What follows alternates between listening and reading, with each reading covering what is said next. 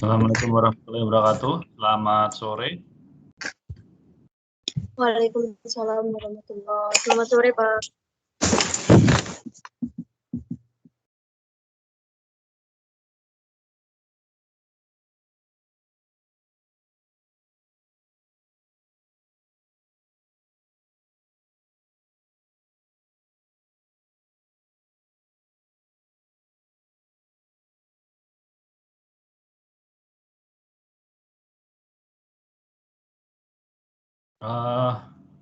Untuk saat ini SSO masih error ya, jadi kita belum bisa absen.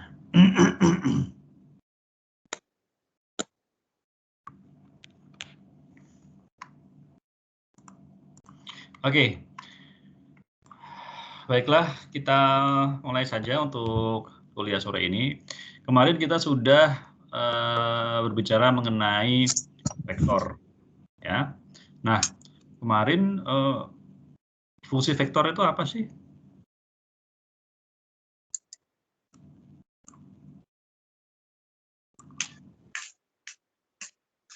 Ada yang tahu?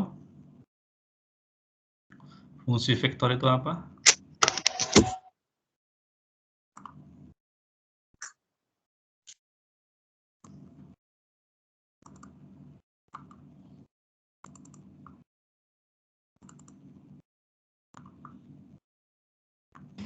Izin menjawab, Bapak. Iya, silakan. Fungsi vektor itu sebagai sarana untuk mentransfer materi genetik asing ke suatu sel. Oke, ya. Jadi vektor itu suatu molekul DNA juga yang kita bikin, ya, di mana dia bisa digunakan untuk membawa sekuens DNA masuk ke dalam host selnya, ya. Nah, kemarin ada 3 syarat yang harus dimiliki oleh vektor, apa aja? Origin of replication, multiple cloning site, dan selectable marker. Ya, jadi ada multiple cloning site, ya. Kemudian ada selectable marker dan origin of replication. Oke. Nah, saya ingin kalian melihat animasi dulu, ya. Jadi kalian lihat animasi dulu. Bagaimana, karena kemarin kan kalian masih bingung nih, bagaimana sih cara kerjanya vektor ini dan bagaimana vektor ini bisa membawa molekul DNA ke dalam suatu host cell-nya, ya. Nah, kalian lihat animasinya dulu ya.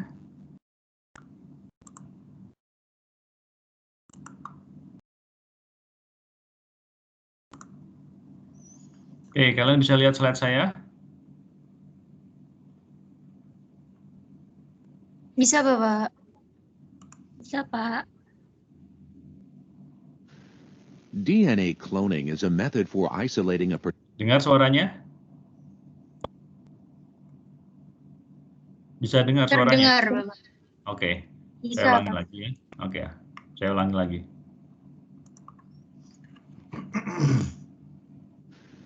DNA cloning is a method for isolating a particular sequence of DNA from a complex mixture of different DNA sequences. In order to clone a fragment of DNA, we need to insert it into a vector, usually a highly modified phage or plasmid that can replicate in a host cell. Generally, a plasmid vector contains 3 elements: a cloning site where the foreign DNA fragment can be inserted, a drug resistance gene which destroys antibiotics, in this case ampicillin, to allow selective growth of the host cell, and a replication origin to allow the plasmid to replicate in the host cell. To insert foreign DNA, we must first use a restriction enzyme to cleave the vector at the cloning site. Here, EcoR1 cleaves the palindromic sequence GAA-TTC to produce single-stranded ends called sticky ends. These can hybridize with any piece of DNA that has also been cut with EcoR1. Foreign DNA containing the sequence we wish to clone is digested with EcoR1 and then mixed with the cleaved vector.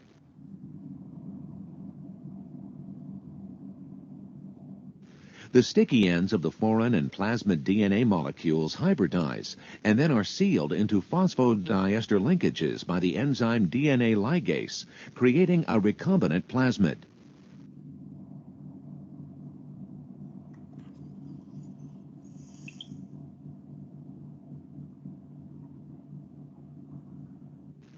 Each of these recombinant plasmids contains the inserted DNA fragment, an ampicillin resistance gene, and a replication origin.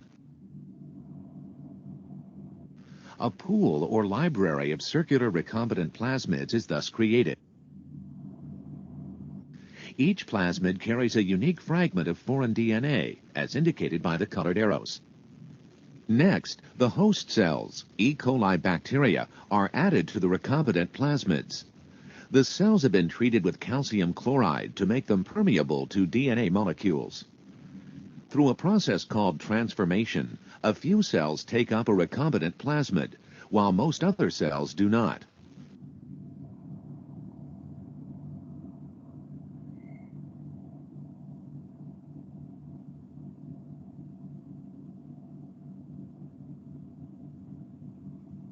The bacterial cells are poured onto a plate of nutrient agar containing the antibiotic ampicillin. With ampicillin in the agar, only cells resistant to the drug can grow. At 37 degrees, the cells will grow and multiply. Because they cannot move on the agar, each will produce a separate colony of cells.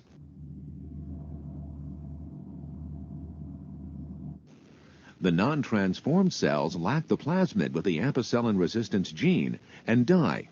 Cells that have a plasmid are resistant to ampicillin and survive. The replication origin allows the plasmid to replicate by using the host cell's enzymes.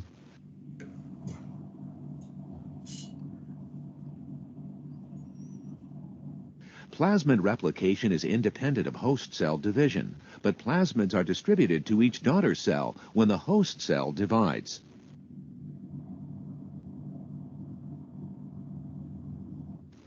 As the plasmids replicate and the host cells multiply, the number of copies of the recombinant plasmid is greatly amplified. The multiple daughter cells form a colony or clone. Because all the host cells in a colony are derived from a single cell, they all contain copies of the same recombinant plasmid with its fragment of foreign DNA. A variety of assay methods can now be used on the bacterial colonies to determine which contains the particular DNA sequence we wish to isolate.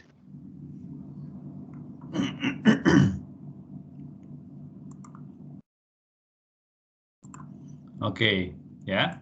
Jadi itu tadi bagaimana kita melakukan atau membuat plasmid rekombinan, ya. Kemarin kan kalian susah untuk membayangkan toh bagaimana plasmid rekombinan itu. Nah, jadi pada prinsipnya tadi sudah dijelaskan ya di animasi. Kalian harus memotong DNA plasmidnya ya di multiple cloning site.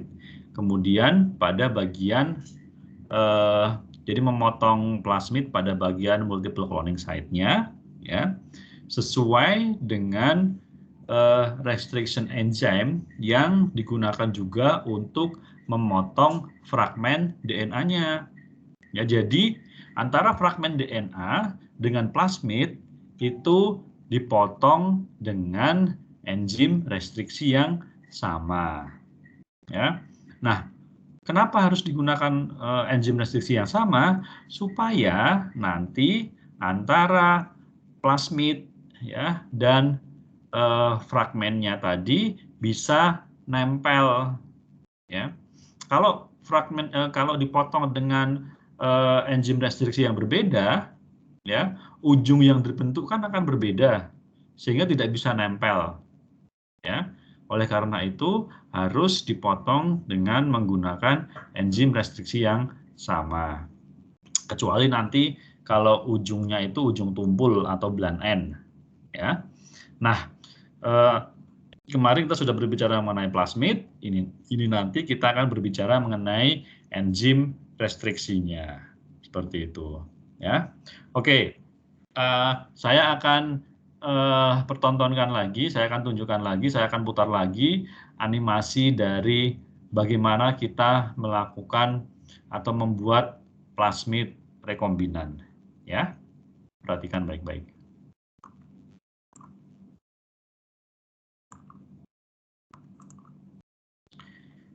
Bisa lihat slide saya?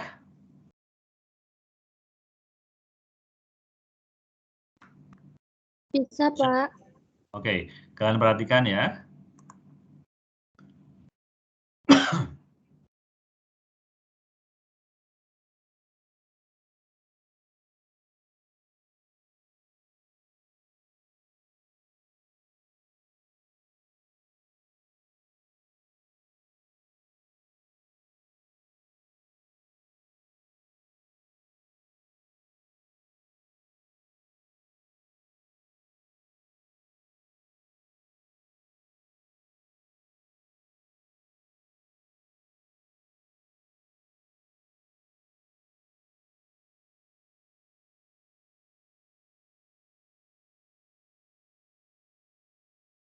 Oke, ya.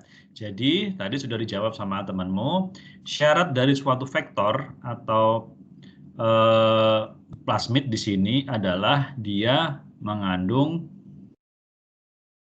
multiple cloning site, ya. Jadi multiple cloning site atau polylinker itu tempat untuk menempelkan fragmen DNA.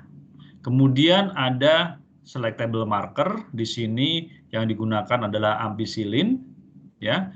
Kemudian ada replication of origin supaya mereka bisa melakukan replikasi DNA-nya di dalam host cell, ya. Nah, selectable di sini antibiotik, ya, tapi bisa juga nanti selectable markernya itu metabolisme, secondary metabolisme, ya, metabolisme baik primer maupun sekunder bisa digunakan, tergantung dari jenis plasmidnya.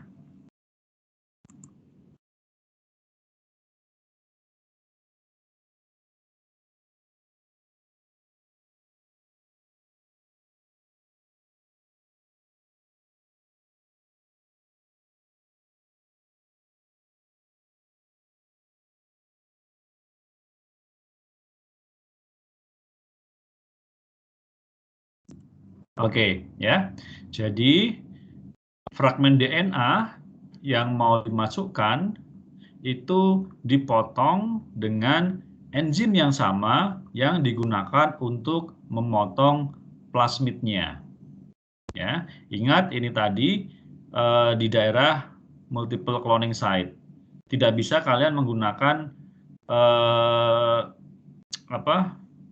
enzim yang ada di luar multiple cloning site karena akan merusak plasmidnya. Ya, nah ini nanti antara fragmen dan plasmid yang dipotong dengan enzim restriksi yang sama, kemudian akan disambungkan atau akan di ligase.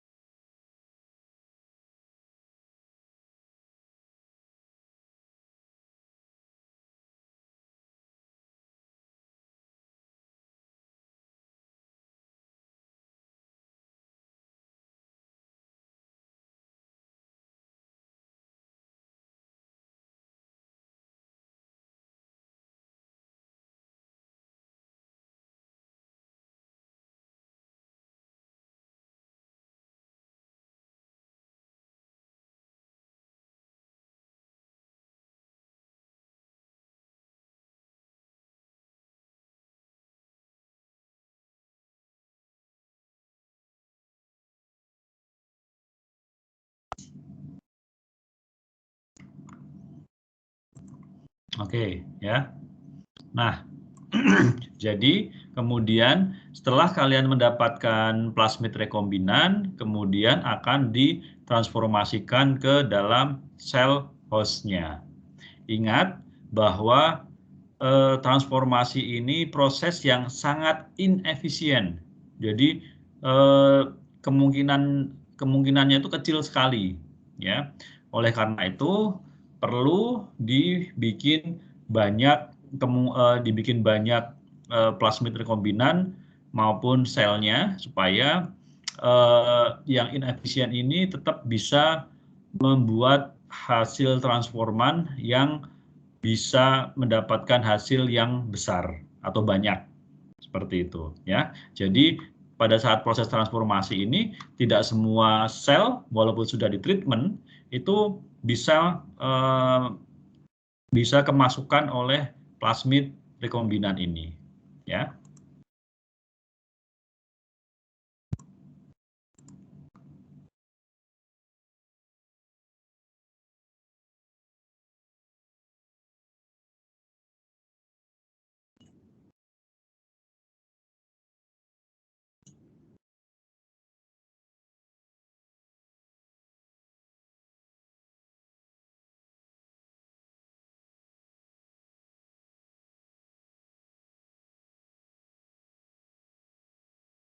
Oke, ya. Jadi ada sel-sel E. coli yang bisa mengambil atau mendapatkan atau menerima plasmid rekombinan, tetapi banyak yang tidak bisa.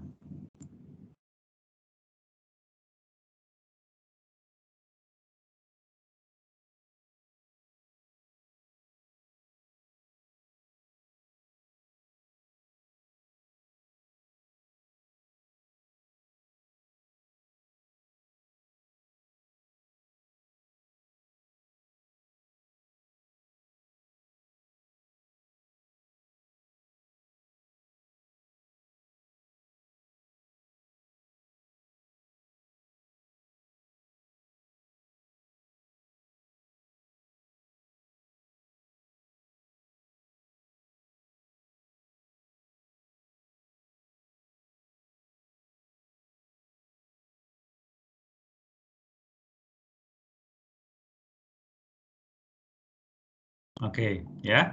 Jadi kemudian setelah kalian melakukan transformasi, maka ini adalah proses screening, ya. Kan di sini tadi, nah di sini ini kan sel-sel E. coli campuran tadi, ya. Jadi proses transformasinya itu di media cair, ya kan. Nah di sini kan campuran antara E. coli yang sudah kemasukan plasmid dengan yang tidak kemasukan plasmid, ya kan? Nah, oleh karena itu perlu di screening mana yang bisa, mana yang sudah dimasuki plasmid, mana yang belum, ya. Nah, menggunakan selectable markernya tadi, yaitu antibiotik, ya. Oleh karena itu medianya ini dikasih antibiotik, ya, sehingga sel-sel yang mengandung plasmid, ya, ini bisa hidup, sedangkan sel yang tidak mengandung plasmid itu mati karena adanya antibiotik.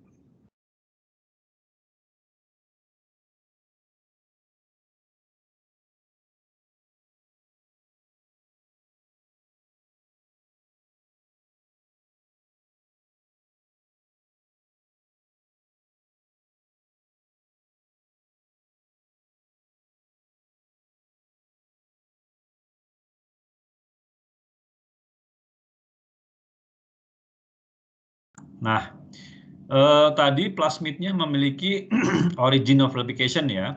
Dia memiliki origin of replication, makanya kemudian di dalam sel hostnya, di dalam E. coli tadi, mereka bisa melakukan replikasi autonomus. Jadi tidak tergantung dari genom kromosom genom transform replication-nya, ya.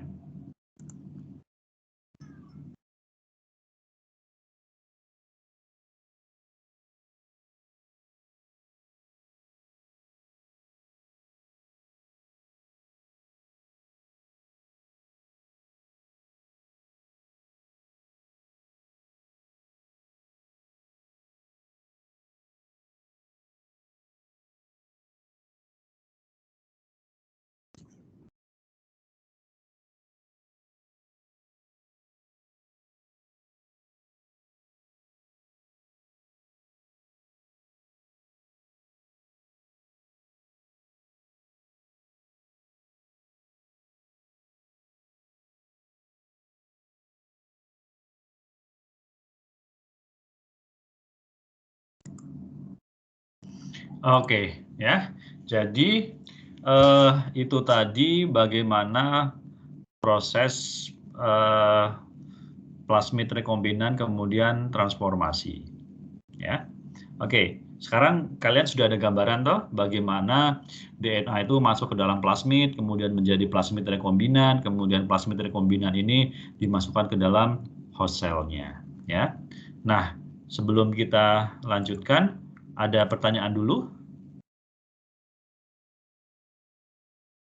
Silakan kalau ada yang mau ditanyakan.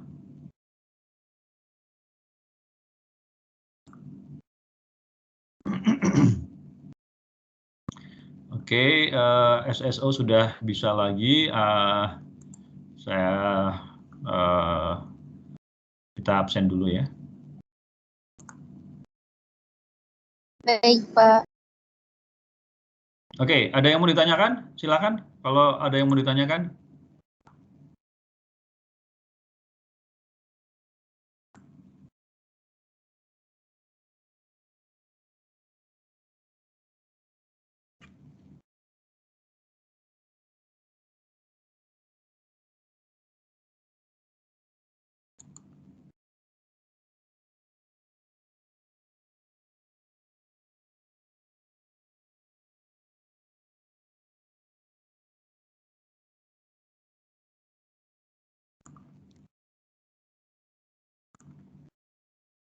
Sudah saya share ya absennya. Silakan kalau mau absen. Oke, sekarang dari animasi tadi kalian bisa punya gambaran bagaimana proses transformasinya?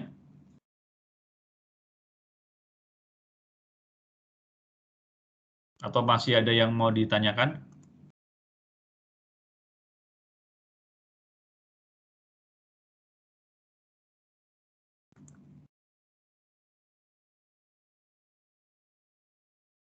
Oke, kalau nggak ada, kita lanjutkan untuk materi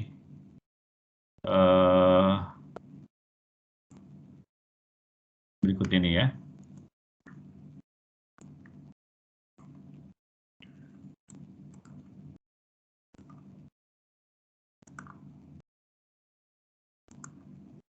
Oke, jadi materi kita kali ini adalah enzim restriksi, ya. Jadi tadi pada proses animasi kalian sudah dijelaskan bagaimana plasmid dan fragmen DNA itu akan dipotong oleh DNA restriksi atau restriction endonuklease, ya. Nah, apa sih restriksi enzim atau kita bisa kalau kita istilahkan itu gunting DNA, ya. Jadi seperti yang kalian ketahui bahwa enzim ini adalah suatu protein dan fungsinya itu adalah katalis. Jadi katalis itu mereka yang mengendalikan reaksi kimia, ya. Nah, ingat bahwa enzim itu namanya diakhiri dengan ase. Contohnya di sini adalah endonuklease. Nah, jadi kalian kemarin pada saat awal-awal kuliah kemarin apa ya, atau sebelumnya sudah saya jelaskan Senin kemarin kalau nggak salah ya. Jadi proses masuknya DNA ke dalam suatu sel itu ada proses transformasi, ya, transduksi dan konjugasi, ya. Nah, biasanya transduksi itu kan pemindahan DNA, ya, yang dilakukan oleh virus. Jadi biasanya virus ini akan menyerang bakteri, ya, virusnya namanya bakteriofag. Nah, bakteri pada saat mereka diserang oleh virus yang akan memasukkan materi genetiknya, bakteri ini memiliki senjata, ya, yang disebut dengan enzim restriksi atau endonuklease ini. Ya, jadi bukan awal ya, fungsi utama endonuklease atau enzim restriksi pada bakteri itu adalah untuk menghancurkan DNA asing yang masuk ke dalam selnya. Ya, jadi di sini fungsinya adalah untuk melindungi bakteri, dari serangan virus. Ya, nah, oleh karena itu pada saat virus bakteriofag itu memasukkan DNA-nya ke dalam bakteri, kemudian bakteri memotong-motong dengan endonukleasenya, maka bakteriofag ini tidak dapat menggandakan DNA-nya, dia akan hancur. Seperti itu, ya. Jadi fungsi awal dari enzim restriksi ini adalah protection bakteri atau melindungi bakteri dari masuknya DNA asing.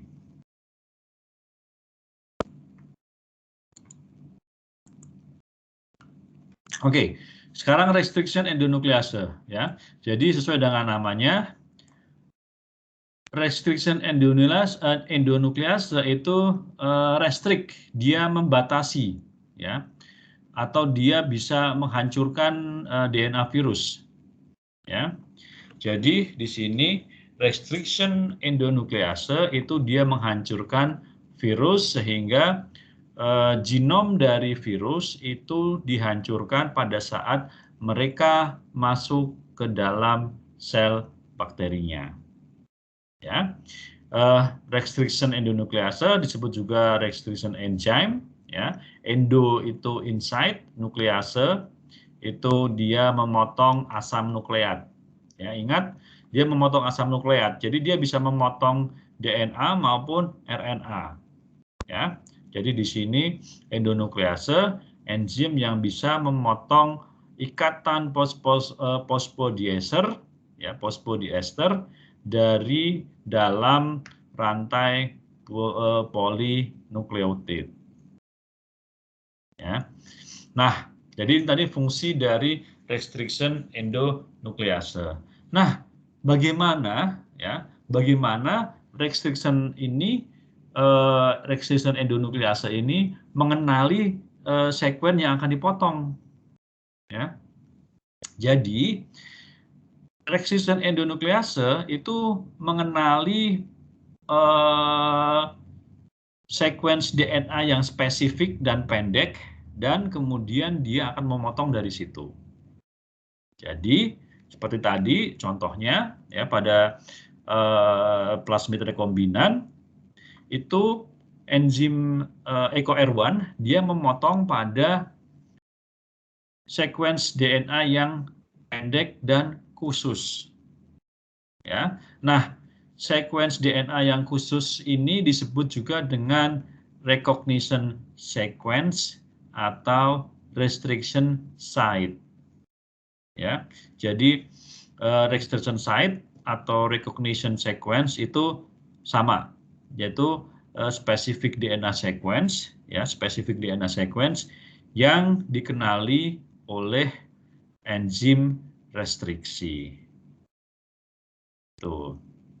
Ya, jadi dia enzim restriksi itu motongnya nggak acak, motongnya hanya pada restriction site tadi. Makanya kemarin kalau kita kembali ke map dari plasmid, ya, map dari plasmid pada bagian multiple cloning site-nya itu banyak sekali restriction site. Ya, karena memang di situ tempat pemotongan dari enzim-enzimnya, enzim restriction site-nya, ya, enzim restriksinya tadi. Jadi kalau diibaratkan itu semacam rumah pemotongan, ya, rumah pemotongan hewan. Jadi khusus di situ tempat pemotongannya, gitu. Oke, ada pertanyaan dulu sebelum saya lanjutkan ke slide berikutnya. Ya, silakan, Maurits. Iya Pak, saya izin bertanya. Kalau berdasarkan slide yang tadi, dikatakan bahwa restriction endonuklease itu akan merusak genom virus seperti itu ya Pak? Iya. Bagaimana jadinya dengan misalnya ketika membuat konsep rekombinan vaksin seperti itu Pak? Ketika itu kan berarti dia memasukkan genom dari virus seperti itu Pak. Apakah itu bersifat hanya pada virus tertentu seperti itu spesifik atau bagaimana? Nah, kalau kita berbicara mengenai vaksin, ya kan? Maksudmu dari vaksin kan? Iya betul Pak. Ini kan restriction endonuklease itu kan hanya dimiliki oleh bakteri. Kalau pada manusia kan nggak ada. Ya toh? Jadi makanya kalau dimasukkan ke manusia nggak masalah. Karena nanti di manusia kan sistemnya beda. Kita mempunyai yang namanya defense mechanism, ya, ada first line, second line, dan lain sebagainya. Ya, jadi ini yang enzim restriksi itu hanya dimiliki oleh bakteri, ya, untuk melindungi dirinya dari serangan bakteriofag. Gitu. Oke, bisa dipahami? Kalau seandainya menggunakan DNA plasmid seperti itu Pak untuk jadi vektornya seperti itu Pak untuk replikasi untuk vaksinnya sendiri itu seperti apa Pak? Berarti akan berpengaruh nggak dengan genom virus yang dimasukkan ke situ atau seperti apa? Gimana pertanyaannya? Iya Pak, setahu saya kan berarti kalau menggunakan rekombinan vaksin seperti itu kan misalnya menggunakan DNA plasmid seperti itu kan Pak ya sebagai vektornya. Nah, itu kan berarti juga menggunakan mekanisme yang sama seperti ini kan ya Pak dengan enzim tadi itu. Berarti kalau seandainya dimasukkan genom virus ke situ apakah bisa Bapak atau seperti apa? Oke, jadi kalau kamu mau bikin rekombinan virus, bukan rekombinan virus, tapi kalau kamu ingin membuat vaksin, ya, kan seperti itu.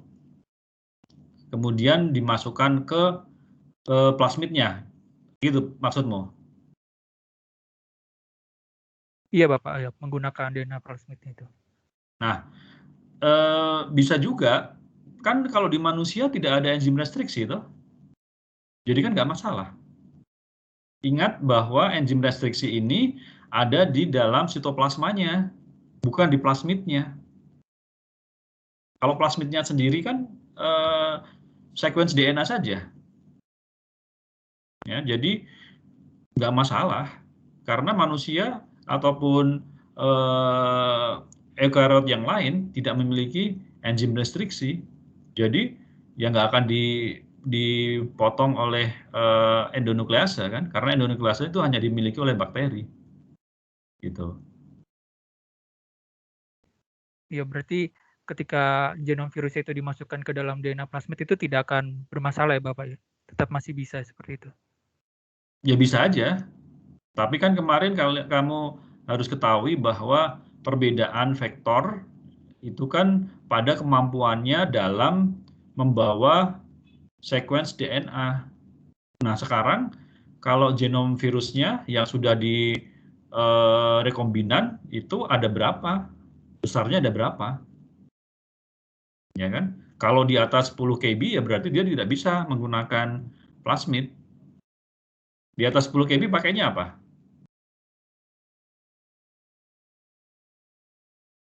Kemarin.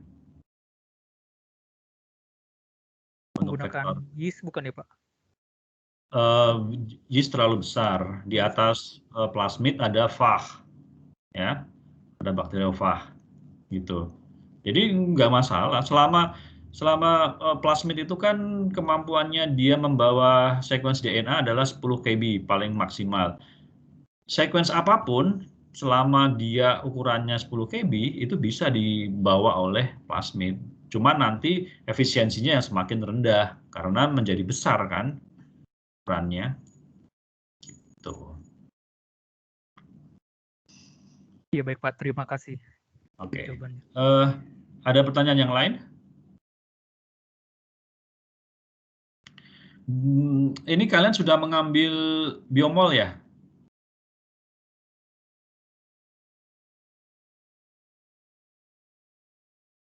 Udah semester kemarin. Oke. Baiklah, walaupun kalian sudah mengambil biomol, tapi nanti saya harapkan yang ikut apa? Genetika rekombinan ini ya nanti akhir Oktober dan awal November saya harapkan kalian ikut kuliahnya kolega saya. Jadi nanti 25 Oktober dan 1 November itu saya akan mengadakan visiting lecture melalui program visiting professor. Jadi ada kolega saya dari Chulalongkorn University di Thailand ya. Kebetulan dia direktur pasca sarjananya kedokteran hewan ya. Nah, penelitiannya itu berkaitan dengan pembuatan vaksin tapi pada perikanan. Ya, karena kan memang dia di kedokteran hewan ya. Jadi ada 2 kuliah yang nanti kalian akan sangat bermanfaat kalau bisa mengikuti kuliah itu ya. Kuliahnya hari Senin ya, tanggal 25 dan 25 Oktober dan 1 November jamnya 12:30 ya. Jadi Canarong Runkom ini nama kolega saya itu dia juga yang memegang atau yang memberi beasiswa bagi mahasiswa-mahasiswa yang dari luar maupun dari Thailand yang nanti mau meneruskan di bidang mikrobiologi dan genetik. Ya, jadi kalian yang kalau nggak ada kuliah ya kalian bisa ikuti nanti kalian dapat ilmu bagaimana membuat vaksin di dalam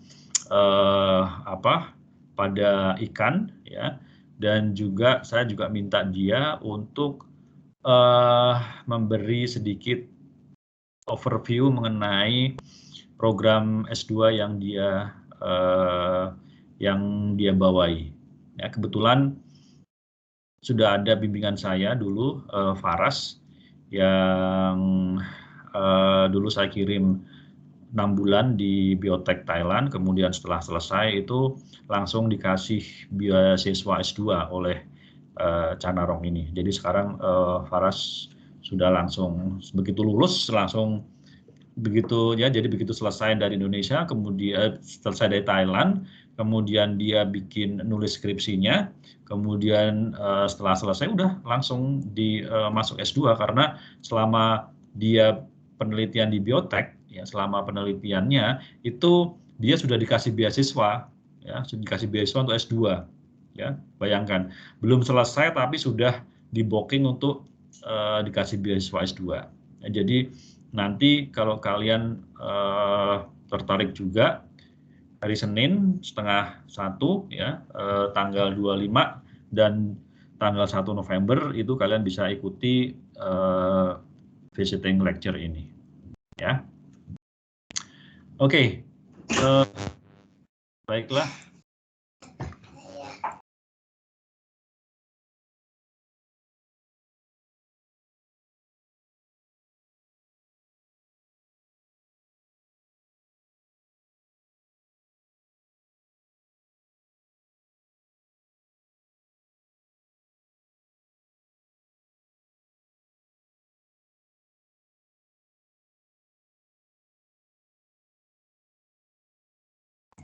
Kalian tunggu sebentar ya.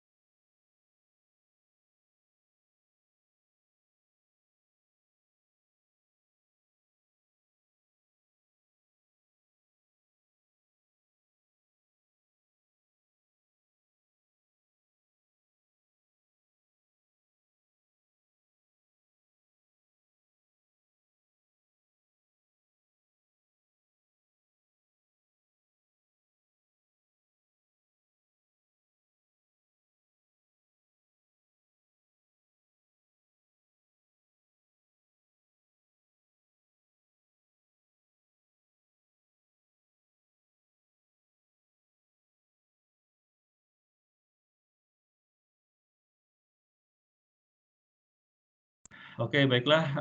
Sebentar ya.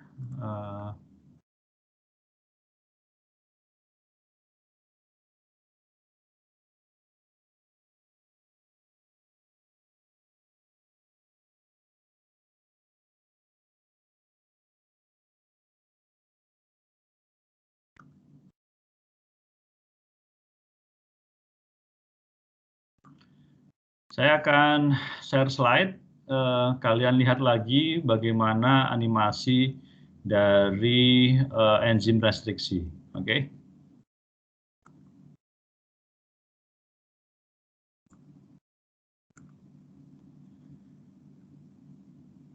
Oke, bisa lihat slide saya, screen saya?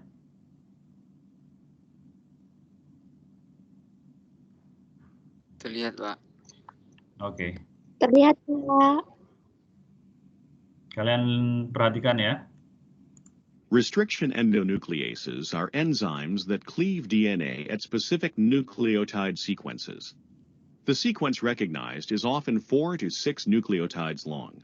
For example, the restriction endonuclease EcoR1 recognizes the sequence GAATTC.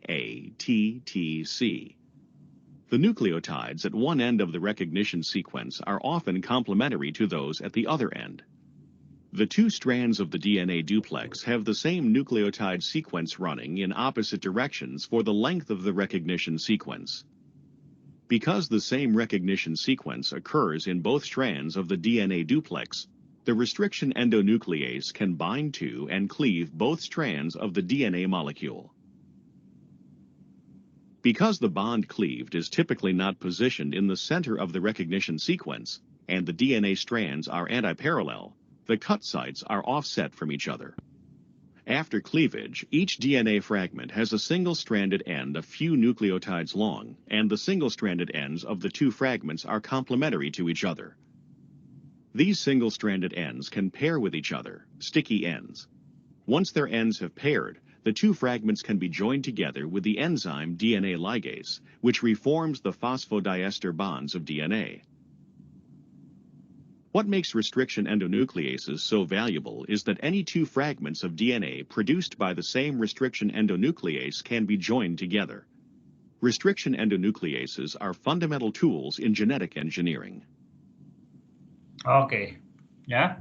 Jadi ini tadi bagaimana kerja dari enzim restriksi atau restriction endonuklease. Ya, saya jelaskan lagi. Jadi restriction endonuklease itu merupakan suatu enzim yang bisa memecah DNA pada specific nucleotide sequence. Ya. Specific nucleotide sequence. Tadi namanya apa? Specific nucleotide sequence ini? Ini tadi namanya apa?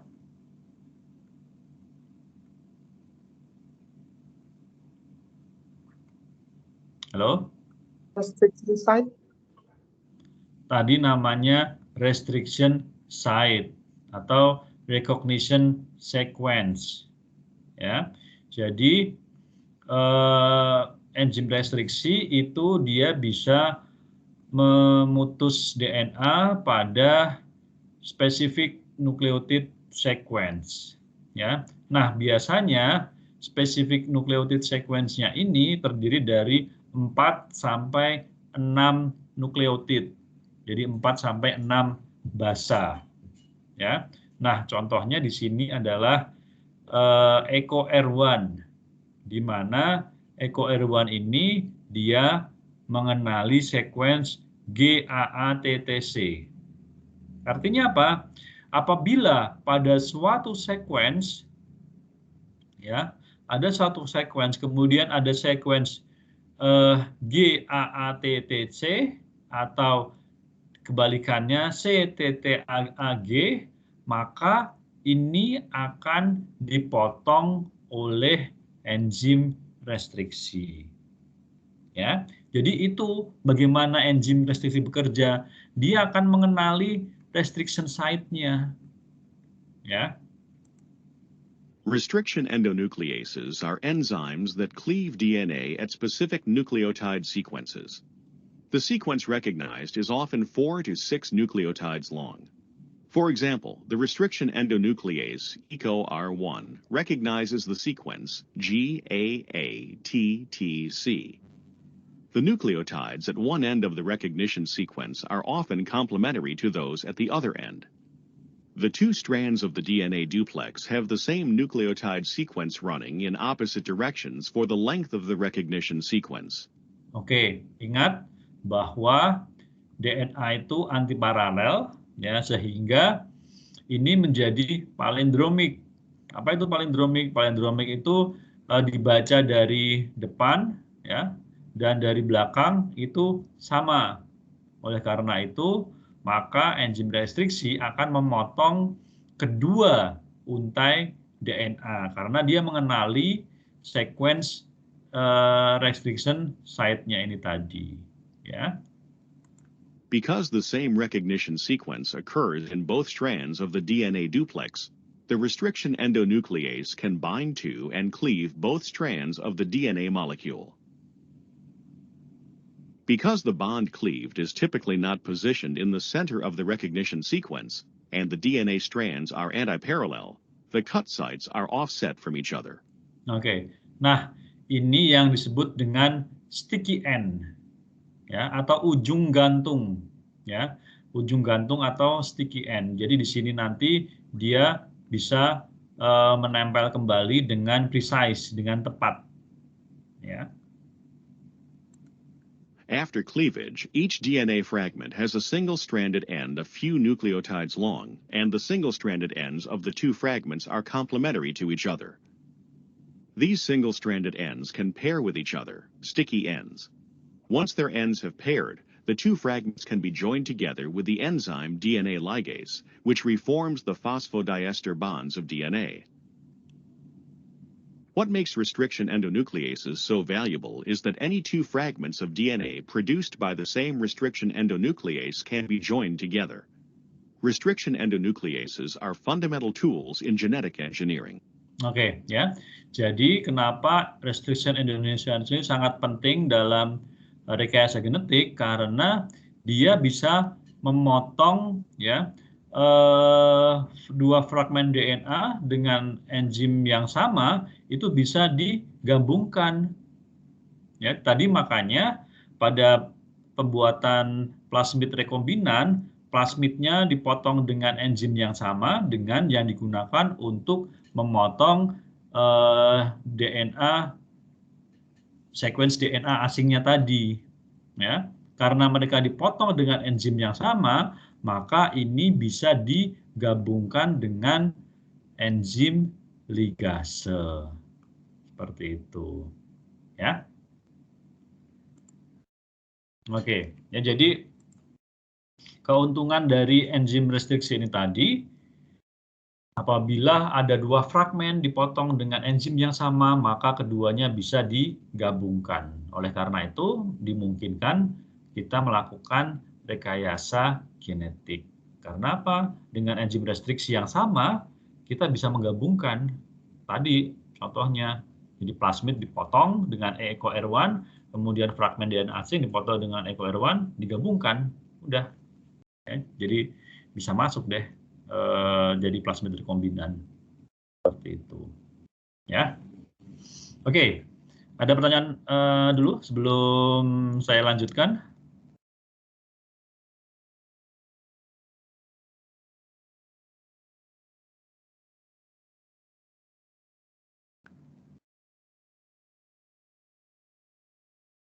Kalau nggak ada, saya cek dulu. Oke. Ada yang kesulitan absen, silakan chat kalau ada yang kesulitan absen. Ya.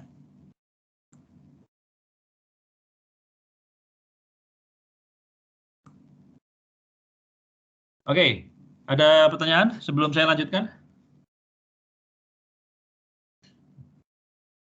Kalau nggak ada, saya teruskan ya.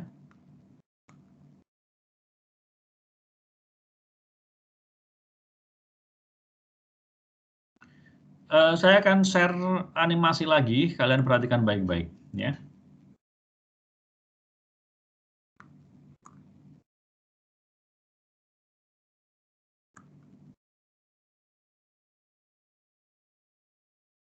Ya, sebentar, salah.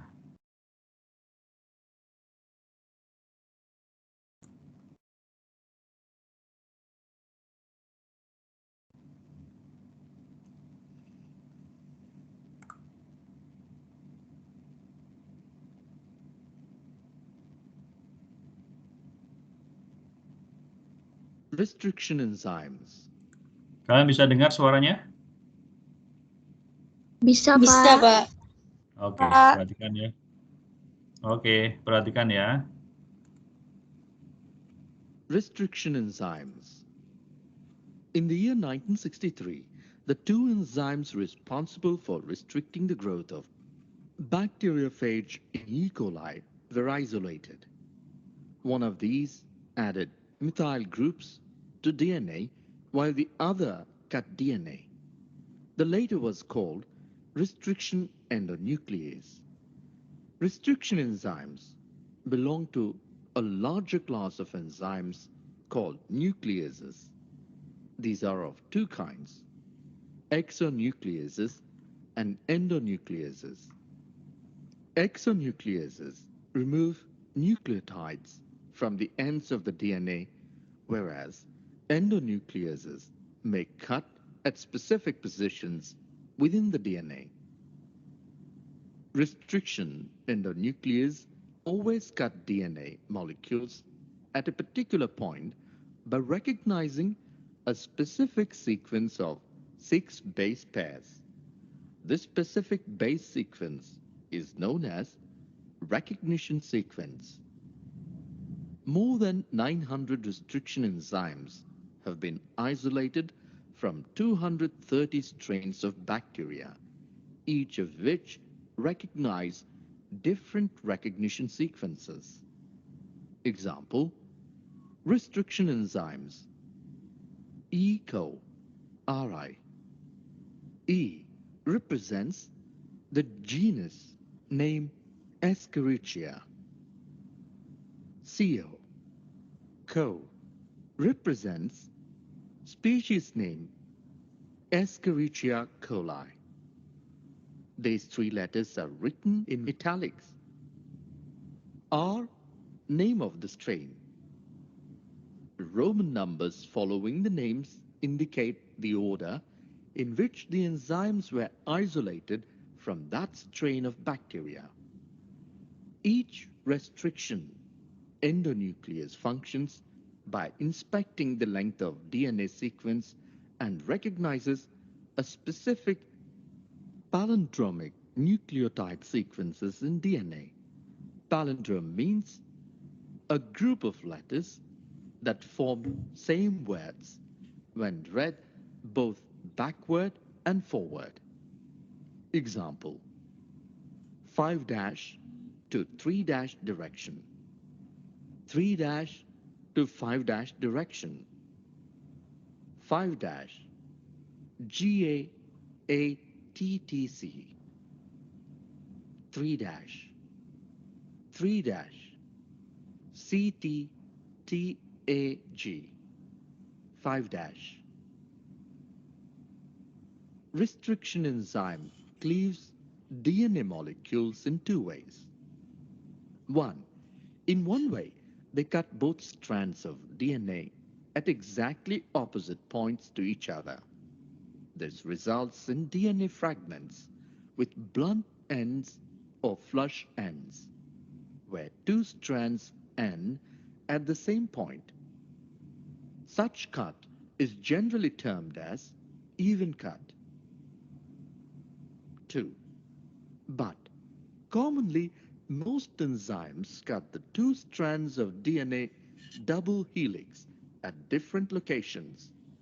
Such a cleavage is generally termed as staggered cut. This generates protruding ends.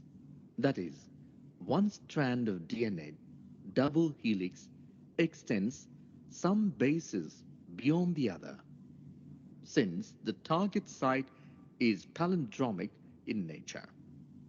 The protruding ends generated by such a cleavage have complementary base sequence.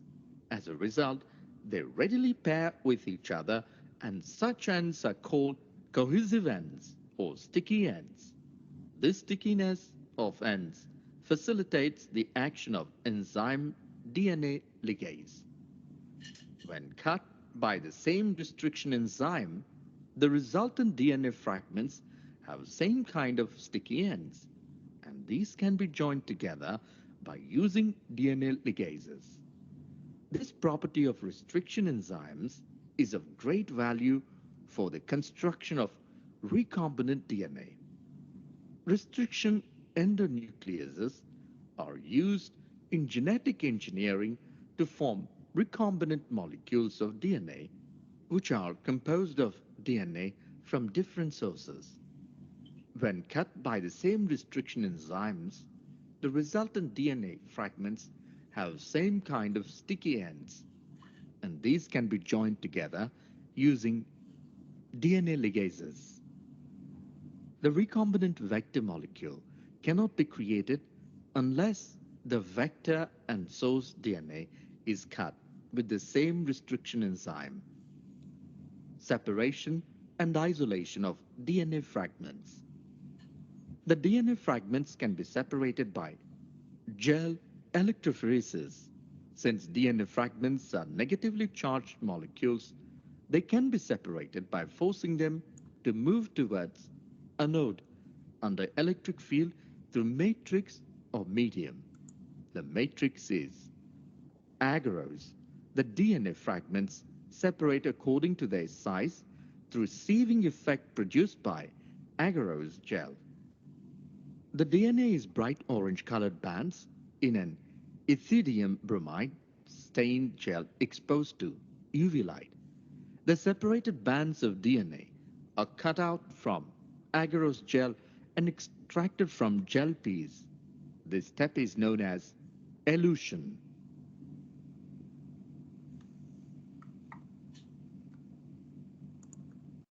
Oke, ya.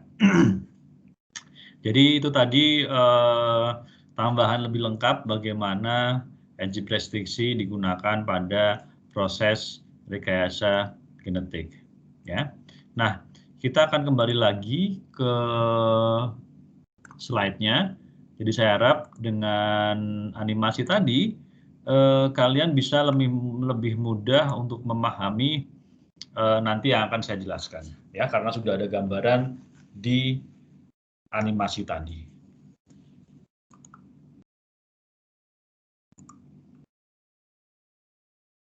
Oke, tadi sudah jelaskan diketemukannya restriction-nya 5253, ya. Kemudian sudah ada tadi. Nah, tadi sudah dijelaskan bahwa DNA restriction, ya, restriction endonucleic acid ini dia akan memotong DNA atau materi genetik atau nukleotid yang masuk ke dalam sel, ya kan? Nah, sekarang pertanyaannya yang saya tanyakan ke kalian, tadi juga sudah ada sih kalau kalian perhatikan di animasinya. Enzim restriksi ini kan memotong nukleotid, ya, dia memotong nukleotid yang ada di dalam suatu sel, ya, dan memotongnya tadi di bagian restriction site atau recognition sequence. Nah, pertanyaannya, kalau dia enzim restriksi ini memotong nukleotid, ya, nukleotid asid tadi, asam nukleat, bagaimana dia atau bakteri melindungi DNA-nya dari senjata yang dia gunakan? Ya, ibaratnya kalian megang pisau, ya. Nah, bagaimana tindakan kalian supaya pisau ini tidak mengena di tubuh kalian sendiri. Ya kan? Tadi kan soalnya enzim restriksi dia memotong asam nukleat, sedangkan materi genetik dari bakteri itu juga asam nukleat. Ya kan? Nah, bagaimana asam nukleat atau DNA pada bakteri ini bisa lepas atau bisa aman dari enzim restriksi yang dia keluarkan sendiri? Gimana? Ada yang tahu? Bagaimana enzim restriksi ini bisa tidak mengenai atau tidak memotong DNA-nya bakteri sendiri?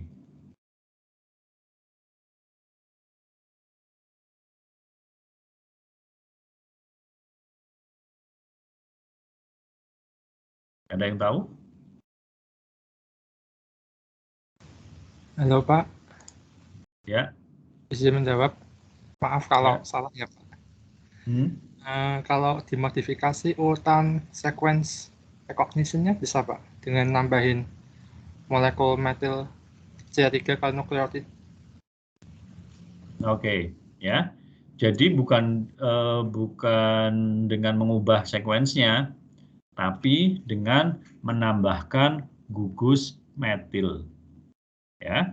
Jadi recognition site pada bakteri itu dilindungi dari kerja enzim restriksinya sendiri dengan menambahkan gugus metil. Ingat bahwa enzim itu kan kerjanya berdasarkan konformasi, ya, berdasarkan konformasi foldingnya, ya kan? Nah, apabila konformasinya berubah, maka enzimnya tidak akan bisa mengenali lagi, kan? Ya, jadi caranya bakteri itu melindungi sekuens DNA dari kerja enzim restriksi ini adalah dengan melakukan metilasi. Ya, jadi metilasi di sini adalah penambahan gugus metil pada recognition sequence atau restriction site-nya tadi. Ya.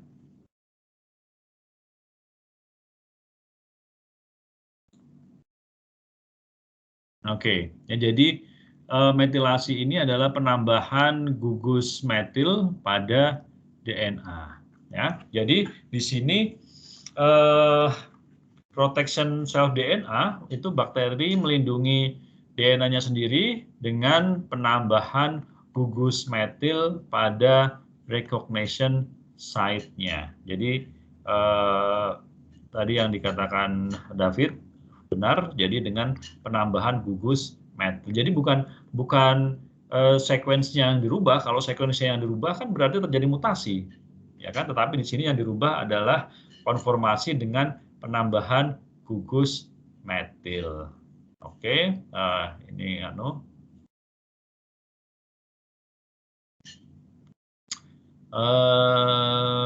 oke, tidak begitu. Nah, ini tadi juga dijelaskan, ya. Jadi recognition site itu ada 4 sampai 8, ya. Kalau tadi kan 6, ya. Jadi 4 sampai 8 yang sesuai dengan tempat pemotongannya. Ya, tadi dijelaskan echo R1 menghasilkan sticky end, tapi ada juga yang menghasilkan blunt end. Ya. Nah, kalian kalau menggunakan atau melakukan cloning itu lebih memilih sticky end. Kenapa? Karena sticky end ini kan konformasinya atau bentuknya sudah pasti, ya kan? Jadi kalian tidak mungkin salah kalau dengan sticky end ini, karena kalau nggak komplemennya nggak akan bisa nempel lagi. Ya, tetapi kalau blunt end karena dia ujungnya tumpul, ini bisa nyambung kemana saja. Ya, kalau yang sticky end nggak pasangannya dia nggak bisa masuk karena itu bentuknya khusus, ya kan, overhang tadi. Sedangkan yang blunt end ya cuma tumpul, jadi dia bisa nempel kemana-mana. Nah, ini bisa juga nanti kalau posisinya salah, maka enzimnya nggak akan bisa bekerja. Seperti itu. Ya. Nah, ini contohnya BLAN N. Jadi BLAN N akan memotong, tadi sudah jelaskan di animasi juga, akan membentuk ujung tumpul. Ya, ujung tumpul. Nah, biasanya ini ketika kita melakukan subcloning, kerugian ya, kerugian dari penggunaan BLAN N ini adalah kita bisa salah orientasinya, ya, orientasinya bisa salah. Ya. Keuntungannya ya dia bisa kompatibel dengan apapun karena kan dia BLAN N. Jadi seperti ini. Enzim semawan, ya, dia memotong CCC GGG, CCC GGG langsung dipotong, spread sebelah sini, akan menghasilkan seperti ini, ya. Nah ini kan bisa masuk kemana-mana, nggak akan mungkin salah, ya kan? Tetapi apabila kita bandingkan dengan sticky end atau overhang, ya, ini tadi, ya, yang seperti kalian lihat, ini kalau bukan komplemennya, ya, dia nggak akan bisa. Kalau bukan komplemennya, dia nggak akan bisa nempel. Makanya keuntungannya posisinya selalu tepat kalau sticky end. Gitu. Ya. Nah, selain itu juga pada BLAN N itu membutuhkan ligase yang besar, yang lebih besar untuk menempelkan ujung dari BLAN N ini. Ya. Oke, kita lanjutkan. Jadi ini tadi recognition sequence-nya atau restrict design itu berbeda-beda, ya. Dia akan menghasilkan overhang. Ya. Nah, apabila ada enzim restriksi yang memiliki recognition site yang sama, dia disebut dengan neosisomer. Ya, contohnya adalah semawan dan X-mawan. Ya, semawan dan X-mawan. Semawan dia mengenal registration site GGG CCC. Ya, tetapi beda pada pemotongannya. Tapi yang dikenal itu sama, registration site-nya sama. Cuma daerah pemotongannya yang beda. Sedangkan X-mawan, GGG, CCC sama, ya. Cuman pemotongannya yang beda, ya. Pemotongannya yang beda. Oke, nah ini disebut dengan neosisomer yang memiliki recognition site yang sama, ya. Nah, ada juga yang disebut dengan isosisomer. Isosisomer ini restriction site-nya sama, tempat pemotongannya juga sama. Contohnya SPH1 dengan BBU1. Recognition site-nya CGTACG, CGTACG, ya, dan tempat pemotongan juga sama. Ya, jadi itu isosisomer. Sedangkan kalau yang restriction site-nya yang sama disebut dengan neosisomer.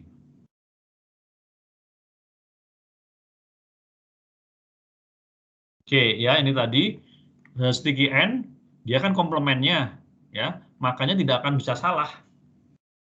Kalau bukan bagian yang komplemen, dia nggak akan bisa nempel, makanya sangat akurat. Oleh karena itu, kalau kita cloning, kita lebih prefer sticky end, karena nggak akan salah. Gitu. Ini macam-macam enzim, jadi ada banyak sekali. Not so important, nomenklaturnya tadi sudah dijelaskan, ya, pada animasi.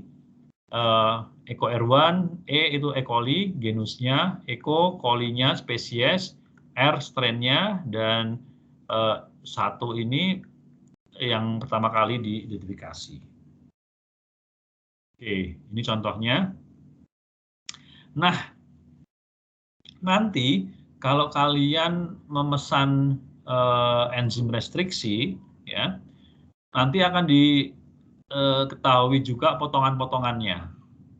Ya. Nah, nanti kalau kalian melihat daerah potongannya seperti ini, misalkan yang E. coli Eco R2, ya Eco R2, itu recognition site-nya CCW GG dan GGW CC.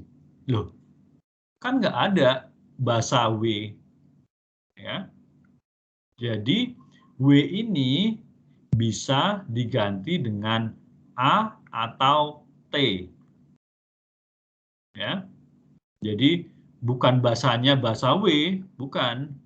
Kemudian ini juga HIN1, Haemophilus influenza, ya. Dia recognition sequence-nya GANTC, CTNAG.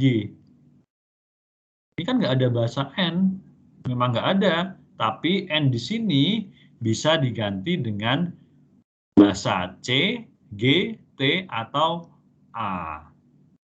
Seperti itu. Ya. Jadi apabila ini isinya C, misalnya G, A, T, TC, ya, maka bisa dipotong. Pokoknya N ini bisa diganti dengan C, G, T, atau A. Sedangkan W tadi hanya A atau T. Ya. Oke, tadi cloningnya sudah. Kemudian ligase ini untuk menempelkan, ya. Jadi di sini bagaimana dia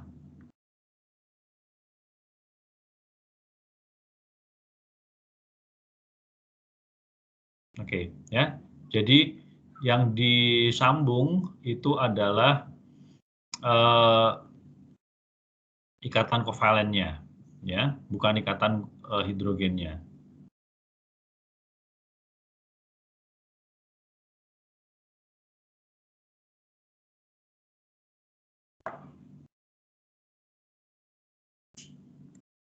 Oke, ada pertanyaan dulu?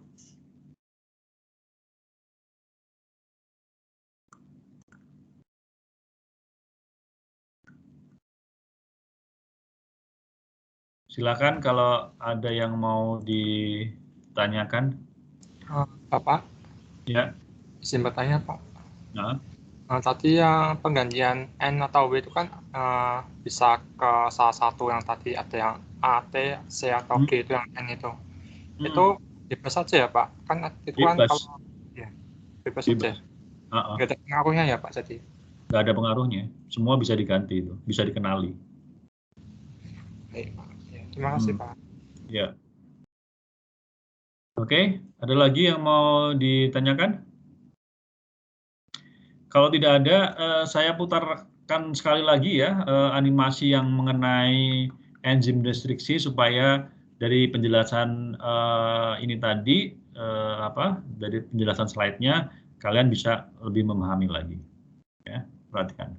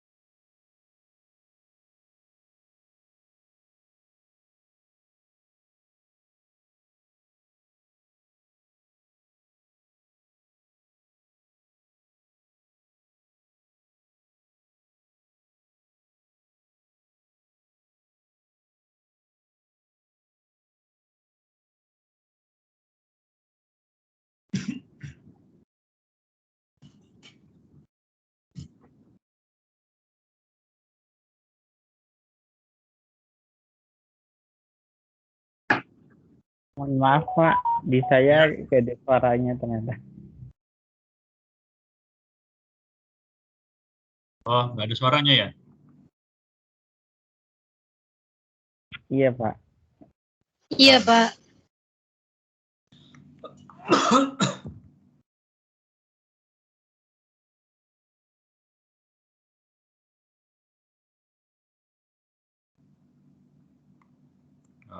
Ulang lagi ya.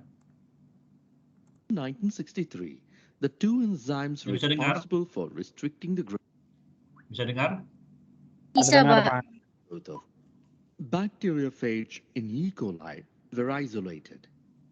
One of these added methyl groups to DNA, while the other cut DNA. The latter was called restriction endonuclease. Restriction enzymes belong to a larger class of enzymes called nucleases. These are of two kinds, exonucleases and endonucleases. Exonucleases remove nucleotides from the ends of the DNA, whereas endonucleases may cut at specific positions within the DNA. Restriction endonuclease always cut DNA molecules at a particular point by recognizing a specific sequence of 6 base pairs. This specific base sequence is known as recognition sequence. More than 900 restriction enzymes have been isolated from 230 strains of bacteria, each of which recognize different recognition sequences. Example, restriction enzymes. ECO-RI. E represents the genus name Escherichia. CO represents species name Escherichia coli.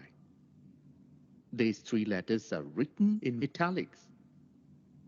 R, name of the strain. Roman numbers following the names indicate the order in which the enzymes were isolated from that strain of bacteria. Each restriction endonuclease functions by inspecting the length of DNA sequence and recognizes a specific palindromic nucleotide sequences in DNA.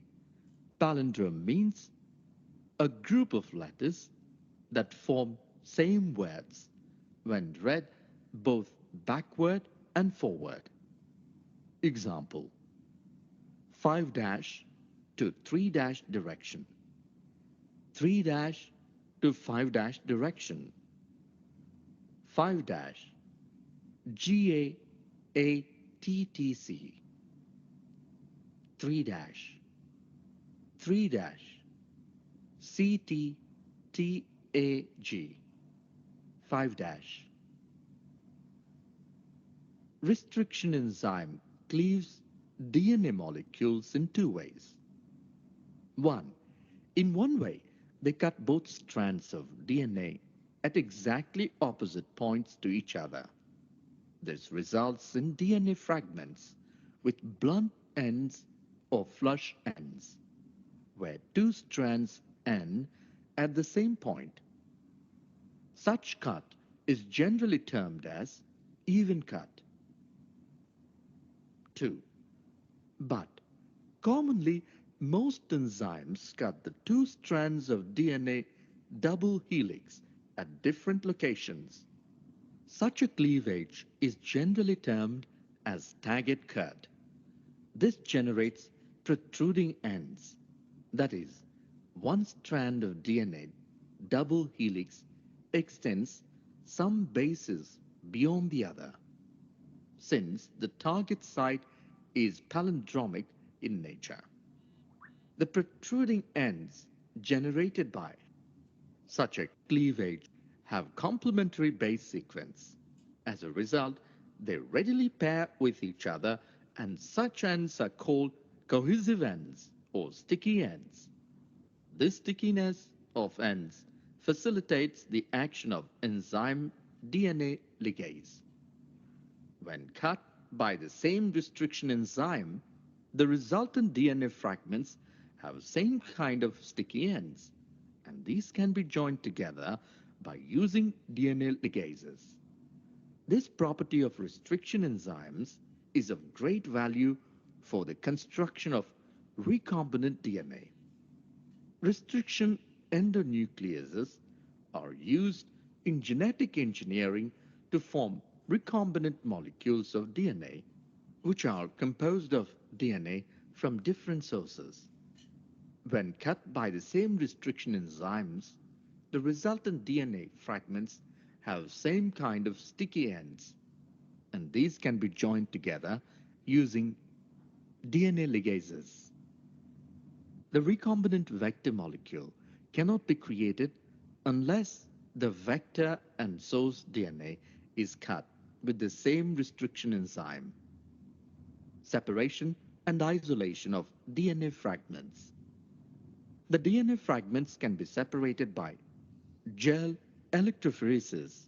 Since DNA fragments are negatively charged molecules, they can be separated by forcing them to move towards a node under electric field through matrix or medium. The matrix is agarose. The DNA fragments separate according to their size through sieving effect produced by agarose gel. The DNA is bright orange colored bands in an ethidium bromide stained gel exposed to UV light. The separated bands of DNA are cut out from agarose gel and extracted from gel piece. This step is known as elution.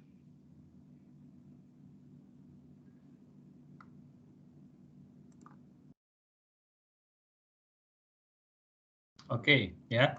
Demikian tadi materi kita sore ini mengenai enzim restriksi, ya. Jadi sekarang kalian tahu kalau kita ingin memotong DNA itu tidak bisa secara acak, ya, tetapi harus dengan enzim restriksi yang nanti dia akan memotong restriction site-nya. Jadi memang dibatasi ada restriction site-nya, kita tidak bisa memotong secara acak, ya. Nah, itu kalau kita menggunakan enzim restriksi.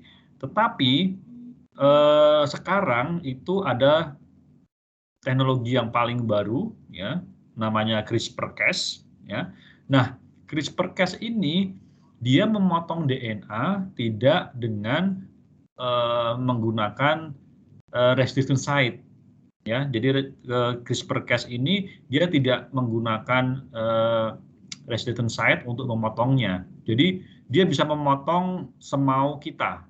Kita bisa membuat dimanapun kita mau memotong. Sehingga ini benar-benar sangat merevolusionari teknologi dari rekayasa genetik ini. Ya, nanti akan saya jelaskan untuk pada bagian CRISPR khusus. Ya, nah. Saya harap dari sini kalian sudah bisa mengerti lebih banyak bagaimana enzim restriksi itu, bagaimana memotong DNA dan lain sebagainya. Ya, paling tidak ada gambaran. Ya, sehingga nanti kalau kalian TA-nya mau main-main dengan cloning, ya sudah ada bayangan apa yang mau dilakukan seperti itu. Sekarang teknologi cloning semakin maju dan juga semakin murah. Ya, jadi kita tidak bisa kita tidak hanya bisa melakukan cloning dari sequence yang kita dapatkan dari mikroorganisme, ya, tapi juga kita bisa melakukan cloning sesuai dengan sequence yang kita inginkan sendiri dan sangat murah. Ya, jadi kemarin itu dengan riset yang mau kita kerjakan dengan Perancis, ya, kemarin saya tanya untuk membuat sequence DNA sepanjang 1000 KB itu berapa harganya, ya. Ternyata di Indonesia itu 11 juta, ya. Jadi kita bikin sequence sendiri, ya, kita urutkan, kita punya urutannya, kita minta bikin mereka. Nah, itu bikinnya pembuatannya di Indonesia 11 jutaan. Nah, di Eropa itu harganya jauh lebih murah, 3 juta, ya 3 juta pun sudah masuk ke dalam, sudah jadi plasmid rekombinannya, ya. Jadi sekarang harga untuk melakukan cloning bisa jauh lebih rendah, ya.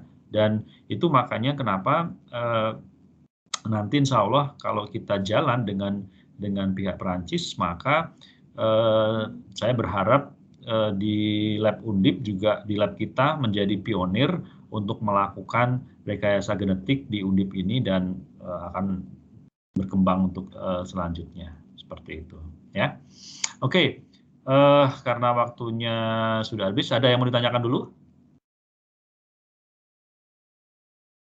Oke, kalau nggak ada, saya akhiri kuliah hari ini. Selamat sore, Assalamualaikum warahmatullahi wabarakatuh. Stay safe, stay healthy. Insya Allah bulan depan kita bisa offline, ya. Kemarin yang kita ajukin sih genetika rekombinan ini. Jadi nanti kalian yang domisili di Semarang dan yang sudah vaksin, kita insya Allah bisa ketemu lagi di kelas, ya. Oke, baiklah. Selamat sore semua. Stay safe, stay healthy, taati prokes. Pak Anto. Waalaikumsalam Terima kasih, Pak. warahmatullahi Terima kasih, Ya. Pak. Oke. Terima kasih banyak, Pak. Terima kasih. Oke.